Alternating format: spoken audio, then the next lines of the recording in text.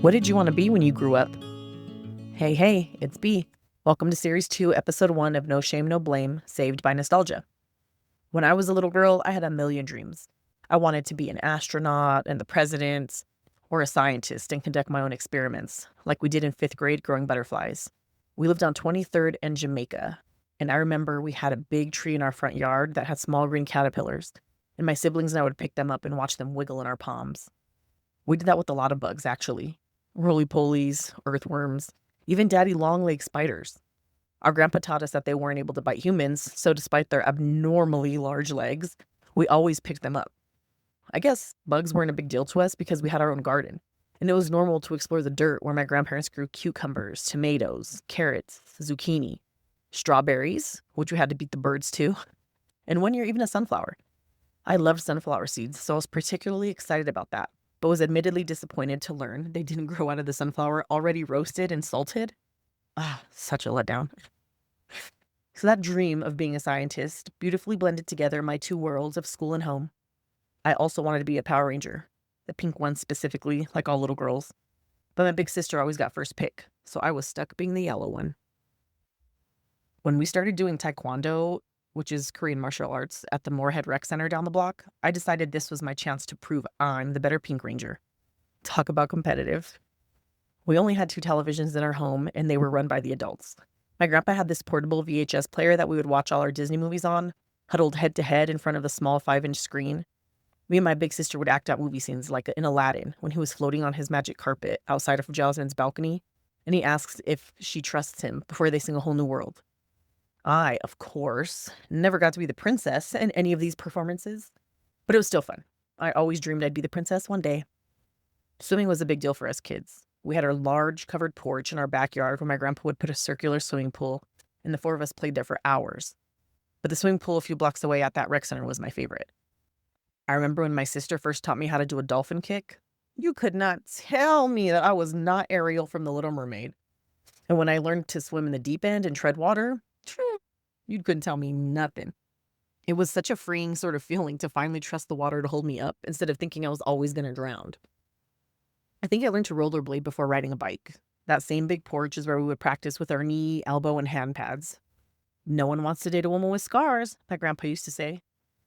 Little do either of us know how that message would mean something completely different for me in 30 years, but I digress.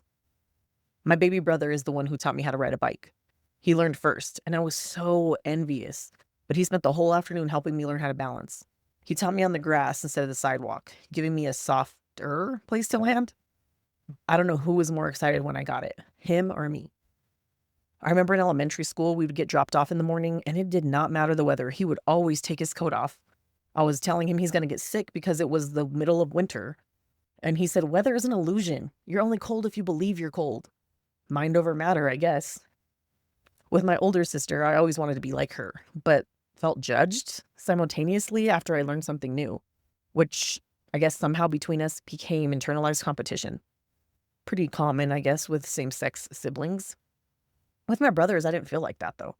I just thought, they're boys. Their job is to protect, not compete. If I messed up, he had patience, as I learned. It's like we knew that we were different genders, so there was no reason competition could exist between us. But that thought never stopped me from trying. Trust me. My older cousin taught me how to throw a football, showed me where to put my fingers on the laces to get that perfect spiral when we would play 500. My older brother taught me how to play video games. He always had a new video game system and taught us how to play Super Mario, Zelda, Tekken. I liked it, but it didn't come as natural to me as sports did. So I'd be button smashing with my tongue out, trying to beat everybody at the games and, figure out the codes. He always would wrestle with us too, never going easy. To be the best, we had to beat the best, and that was him. He was always the cool, brave one, showing us how to climb on the roof and jump off, but still being kind and funny. I remember when my great-grandma was older and how he would be the only one to talk and joke around with her so easily, and everyone else kind of talked to her instead of with her. He was also the biggest prankster. I remember we went to eat at Country Buffet one time, and he loosened the salt shaker, and whoever used it next poured salt all over their food. My grandma was pissed, to say the least. My baby sister was just that to me, a real-life baby, 4 years younger than me. I remember holding her hand as she was learning to walk. Because of her, I knew early in life that I wanted to be a mom. She slept with my grandma till she was around maybe 6, and I used to be so jealous because they would lay down and talk in the dark for hours before falling asleep.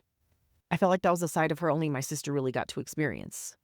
I remember hearing him say, "I love you 50 million, billion, gazillion, trillion times infinity, the stars in the sky." My grandpa was a pool shark, like billiards, so we always had one in our home. He put a pool cue in our hands as soon as we were able to see over that table, and you better believe that thing doubled as a place to make blanket forts. I remember he would always be playing his golden oldies in the house, and as little kids, we would dance around on coffee tables to our favorite songs like Rockin' Robin. He would put on a song called Beep Beep by the Playmates, which starts out with a very slow pace and gradually increases in speed. He would chase us around the pool table, and when that song was at its fastest point, we'd be screaming and laughing and tripping over each other, trying to make sure he didn't catch us. My grandma worked while my grandpa was able to retire in his 40s, but when she came home, she always made sure that we had a warm dinner in front of us. I think that was her love language. But she would chase us out of that kitchen if we tried to sneak a snack before dinner was ready, let me tell you. I remember her loving Yahtzee. Her and my aunt would play at this yellow kitchen table we had, and I'd be standing waiting to blow on the dice for luck, taking a sneak sip of my auntie's coffee, which actually was probably more creamer than coffee, which is how I still like it to this day, actually. Bowling was a big thing for both of my grandparents. They played on a league, and they had their own balls and shoes. It wasn't often that we went, but hell, that's a lot of kids. So I can't blame them. When we did go, though, it was tons of fun. So when did life change? I mean, in the previous season, I've mentioned the things we've experienced, so I do know when it changed. But I mean, when did I change? When did we? These types of moments held us together, and I've always seen them as these people. But I could never see myself. I know a big part of that is because of my dad. The rare times he would come around, he would always be more affectionate towards me than everyone else. But it made me uncomfortable. Not just because he was a stranger to me, but mainly because I looked like my mom. And he always made sure to say that as he kissed my cheek or held my hand. When the man that's supposed to love you the most can't even see you as anything more than someone else's face, it causes some fucked up internalized messages for a little girl. And she ends up loving other people's faces more than her own. I couldn't see myself the way I saw everyone else. Brave, funny, smart, patient, kind. The list goes on. So when I thought about what I wanted to be as a little kid, the answer was, like everyone else, I wanted to be seen the way I saw them, and I wanted to be loved the way I loved them, which is why I wanted to be a mom. That's a weird thing to say standing on this side of everything, because now I see how badly we actually all wanted that. How sometimes when we were all singing to Britney Spears in the car, my grandma would compliment me on my voice, and my older sister would go quiet. How my little sister stuck to me like glue because I was the only one she felt safe with when our other siblings would pick on her. How my older brother would get in trouble just for trying to make us laugh if an adult thought he was being rude. Or how my little brother would stand between us and our grandma when she had one of her bad nights. And how he looked for ways to connect to my grandpa despite his main focus being on raising smart, independent women who wouldn't repeat our family's history of teen pregnancy and abuse. So the illusion of me being the invisible one kind of crumbles under that scrutiny. But it doesn't change how I felt. As an adult now, it's my job to heal that wound, to take time to learn who I really am. Not through the lens of my children or siblings, or anyone else for that matter, but through my own eyes and how I see the world. Through the moments I choose to focus on. Through the same lens of love that I see when I look at everyone else. Our problems are no one else's burden to bear, but what I've been learning is that it's okay to let someone sit with you in the dark. They don't need to fix anything. We already know how to do it. But sometimes while we take our time deciding how we want to heal, what we need to do, having someone willing to just be present and sit with us can save our lives. And that's what I wanted to be as I got older, was a lifesaver. Something in the medical field. But I didn't think I had the patience to go to school for 8 years to be a doctor. Get it? Patient? Doctor? Just me? Okay, moving on. So I somehow settled with trying to save everyone from their problems. In our communities, we're raised with the family first mindset. So whenever my siblings needed help with something, I gave it. Didn't matter day or night, what I had planned. They called me, I was there. But becoming the dependable one sometimes also makes you the punching bag. They say that hurt people, and that you hurt the ones closest to you. Is that proximity-wise or emotional? I'm not sure, but they both hurt. Because the few times that I would have to say no, I was cussed out, I was treated wrong, and I was told that I was never there for them. Even though, if you really looked back at the history, I was always the only one that was really there for them. Now I realize some people saw me as a sword and asked me to defend them. That's never been a problem, right? Float like a butterfly, sting like a bee. I'm good in motion. My problem has been with the shield. Because when they asked me to cover them, I would have to stand still. And because the shield can only cover one person at a time, I became the easy target. But that's not always a bad thing. In fact, I learned how to play that position best through breast cancer. I became the living shield that went through it to protect the next generation of women in my family. They genetically will all get tested at 18 to know if they carry the gene or not. So I've learned how to carry that weight. But just because I make it look easy doesn't mean it is. If it was so easy, even a caveman would do it. Ooh, shout out Shia LaBeouf and the movie Holes. I'm tired of digging, Grandpa. That's just too damn bad. But at the minimum, for carrying that kind of weight, I deserve respect. When people act like it's an option, that's when you have to demand it. Because nothing less should be accepted. We're adults now, and respecting each other, communicating should be normal. It's called manners. Anyone know what movie that's from? It's my baby's favorite. Kids learn them early, and it's our job to model manners. And maybe that's the piece that's been missing for me growing up. Respect was not a given. I remember my dad and uncle getting in fistfights at kids' parties, and promises were always broken. So as a teen, I understood the power in words, and I always told people not to make promises they couldn't keep. Interesting word, promise. It's dependent on trust. But what is trust as an adult versus a kid? Because Tommy Pickles never fucked with promises from Angelica, right? He knew she would betray him for a cookie. A little sweet treat, if you will. Well, my goofy move was that I thought handing other people my sweet treat would mean they would keep their promises. But they would have to remember them in order to keep them. And if their focus was just on the cookie, they probably didn't anyway. So you see, I carry the weight different because everyone else changed and I didn't. I'm still the same OG I was back then. And something I was naive to is that people get jealous of your gifts, even if you think it's a curse. Seeing someone fully means you see both sides of their coin, the best and the worst of them. So when I get to know someone, I pay attention to everything they do, but not to judge them. I don't move like that. I'm not envious of others' blessings. I'm curious about them. I want to learn what they know. What am I missing? And what do I need to develop to get that skill? I thought everyone was like that. I thought we were all just on our own learning journey, rooting for each other from a distance. But some people want what belongs to you. And instead of trying to be better and earn it, they try to cut corners or connections behind your back. They change a story or add their own opinion to it. They try to step into your shoes and imitate your wisdom that they didn't even earn. And that was something I didn't expect. Because how could the select few that made it that close to me believe the ops?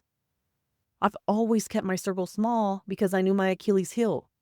It's not a blind spot necessarily. It's more like the one area of my life I lacked discipline in. Unconditional love. See, I love so hard, I sacrifice myself. It's the consequence that comes from wanting to shield others. It makes you vulnerable. And vulnerability isn't inherently bad. It's how you build relationships.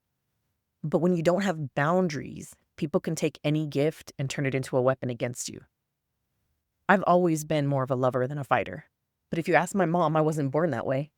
When I was around 2, we lived in an apartment and some kids were being mean to my older siblings. She said my response was, "I'm gonna go fuck those kids up, Mom." See, in her eyes, I was born wanting to protect those I loved. But who protected me? I told her recently that even if I thought I was brave enough to take on the world at that age, I shouldn't have had to. I needed someone to have my back. And as my mom, that should have been her, right? Unfortunately, her own circumstances made that impossible. But that's also why I started to believe in magic. I knew how to be what everyone else needed me to be and how to hide the parts that were just mine. Now you see me being a caregiver to my baby sister, then you see me being competitive playing football with my brothers. I remember once we were playing tag when I was around 6, and we had these big rose bushes by a fence line. I was running and a branch went straight up my nose. I pulled that stick out and blood just gushed down my face, but I wasn't fazed. I didn't even go tell a grown-up. I just plugged it up and kept playing. So maybe it didn't look like I needed help from the outside, but you'd have to ask the people who claimed to be close to me what they saw, who I was to them. Because my only memories of how they saw me were as the chubby middle sister, or a cousin it from the Addams family because of my long thick hair. Sorry, that kind of makes me laugh because I remember when I was going through chemo treatments, my daughters and I joked that I looked like Uncle Fester after I lost all my hair. Just a funny connection. Back to the stories. I have a scar in the middle of my forehead. As I got older, some people in my life have joked that it's my third eye, but I got it trying to be like my older siblings. They were bouncing from one couch to another over a coffee table, and when I got up to try, I was too little, and I hit my head right on the corner. My mom said when they brought me to her, I wasn't even crying. Just had blood running down my face, like in the movie Carrie. One tough cookie, right? Or maybe a traumatized one. Maybe I had learned that crying gets you into more trouble, and knowing my dad, that's more than likely the case. What happens when the person who holds all these memories and more tries to heal? I'll tell you. They tell you you're doing it wrong. They tell you you're crazy for believing in magic, for following your dreams. But how can they judge what they've never had to experience? How can they try to impose their thoughts and viewpoints of moments onto me, like I haven't always been the keeper of memory? Like I wasn't born transmuting pain into love for them. Who are they to think they can rip away the small pieces of me that I'm dying to hold on to after so many medical issues because they don't think it's good for me? But they never saw me crying alone at night, begging for more than what my past life had to offer. And now that I'm doing it on a more public stage, something's wrong with me. I don't know if I can agree with that. Has anyone ever watched the movie The Vow with Channing Tatum? It's based on a real story where a woman loses her memory. So if that happened in real life, who would you be trusting to tell you who you are? Because the people closest to me are telling me that I'm somebody different than who I remember. They see me as one way, and I know myself in a completely different way that I've never shared. And maybe that's all because, I always liked make-believe. When you're a kid playing, if you get tired, you can call timeout. Take off the shield and drop the sword to do or be someone else. You get to say it was make-believe, you were just playing dress-up, whatever, and then rest before moving on to the next thing. And everyone's cool with that. As an adult who holds the sword and the shield, you think putting it down makes you weak. So you tell yourself stories about why you need it. Your brain overrides your body's signals that it's tired and thinks of past fights and stories to make you cling to it. And sometimes if you're lucky, you have someone around who makes you feel safe enough to put it down for a minute. But after years of overthinking, it wasn't just about resisting the urge to put down the shield. It also made me see any opposition as a threat that also must be attacked. So I also never put down my sword. I wanted so badly to be a defender that I became the thing people needed to defend themselves from. See, I'm not too proud to admit that maybe I am wrong. Maybe I need something more than what I have been doing this whole time. But maybe I'm right. What's the saying? You either die a hero or live long enough to become the villain. Well, maybe I became my own villain. Because overthinking breeds hyper-vigilance, and fear takes the wheel. You never fully trust people because you learn early in life people aren't dependable. And of course not. People are just people. Messy, imperfect humans. What did you want to be when you grew up? I always loved playing war with those Nerf air pump guns. Look them up, they still make them. It was like hide and seek and war all at the same time. We would turn the lights out and everyone would hide, and then one person would turn the lights on and we'd be trying to find and shoot each other. Some of us were more courageous. We stood out in the open because we were fast and could dodge a shot. Others were smart, hiding where they can see us but blending in where we couldn't see them. Others were just better at hiding in general and didn't even care about using the gun. And that's kind of the point of life, isn't it? Even as adults, some of us are better at certain things. But what happens when we stop playing make-believe? When we are ready to be real about the things that hurt us and scared us and pissed us off? I didn't know how to embrace my differences and see them in a healthy way like I did for everyone else. I saw their superpowers, their humor, their brains, the confidence, or their authenticity, but I couldn't see mine. It's like standing against a tree trunk.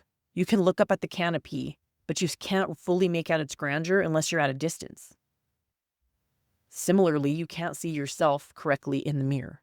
I mean, you can, but you're not seeing the real you. You see the parts that you've judged about yourself your whole life. Like for me, it was my freckles. Or the negative things society or strangers say without getting to know us. Instead of believing the people who see past outside appearances are people who see something beautiful in us. And this applies to both genders, because some of the men in my life judge themselves just as harshly, if not harsher, than I've ever heard women do. They judge themselves for the color of their skin, or feel insecure about their height, or how much money they bring home. Like any of that defines how valuable they are. Hell, they even insult themselves for being good guys, because the assholes of the world that raised them and raised our society made them think that they have to be toxic players who control everything to get attention from women. Some of the best guys I knew in high school think back to that version of themselves and call themselves lames or simps or losers. And it's like, nah, y'all were just polite and raised right. Now they try to act all nonchalant about everything in life. But as adults, who wants to pretend they don't like someone or something? Like, we waited our whole childhoods to be these adults and make decisions for ourselves. Now look at us, mopey as fuck and scared to change the direction of our lives because we don't think we deserve to do it. We ain't getting any younger. Trust me, life is unexpected. So why are we waiting for other people to come save us from a role we're choosing to play? Or when we have someone who sees us differently than we see ourselves, we think they're lying. We could just decide to believe it and try to focus on that every day, even if you have to hear it in someone else's voice. We all have our shields up in some way with our families, friends, our children, or romantic partners. So who do you let see the real you? All of you. Do you even show that version to yourself? How do we put that knowledge and healing into our bodies? How do we feel it? You have to face your own duality and be proud of it. I'm a lover and I'm a fighter, right? I had to make choices in the dark, but so does everyone. And you made the best choice with the information you had available. Some lessons are hard, but healing doesn't always have to be painful. Sometimes it's just about letting the light in, deciding to feel something other than anger or sadness or worry. You scrape your knee when you're a kid, you run some water on it, and keep going. The answer is simple, so don't get mad at me for saying it, but you focus on your goal, and then you fake it till you make it. You don't let nothing knock you off your square. You want that? Go get it. Don't let your mood shift with the wind from others' breath. Don't lose focus on tomorrow because today was hard. Show up with the knowledge that this step is going to help you get to the next one. And when a moment to change presents itself, take it. Make a different choice. And if it's scary, that's when you know it's the right one. The one that has the answers you've been ignoring. Take the detour. It may just end up being the shortcut. Be willing to learn something new every day or try doing new things. They used to say our taste buds change every 7 years, but that's an old wives' tale. They change every 10 to 14 days. So when was the last time you tried something new? Stop being a scaredy cat. Life is just about experiencing new things. We did that every day as kids. How the hell were we braver back then? We have a million choices to make every day, so just start with changing one and be consistent. You'll be surprised by what waits for you out in the big bad world. Well, that wraps up this week's episode. This series will return with episode 2 in 2 weeks. If you want more funsies in the meantime, check out the other 2 series. Different vibes, same dope-ass narrator if I do say so myself, although I'm a little biased. Not to brag or anything, but I have known her my whole life. If you want to wait for this one's return, no biggie, do you, boo? You know where to find me. Lastly, I do love interacting with you guys, so if you want to drop me a line at nsnbpod@gmail.com, all one word, no spaces, and tell me what your most fond childhood memory is. I'd love to hear them. And with your permission, I'll share it when I drop the next episode of this series. I must be off. So much time, so little to do. See you later, alligator.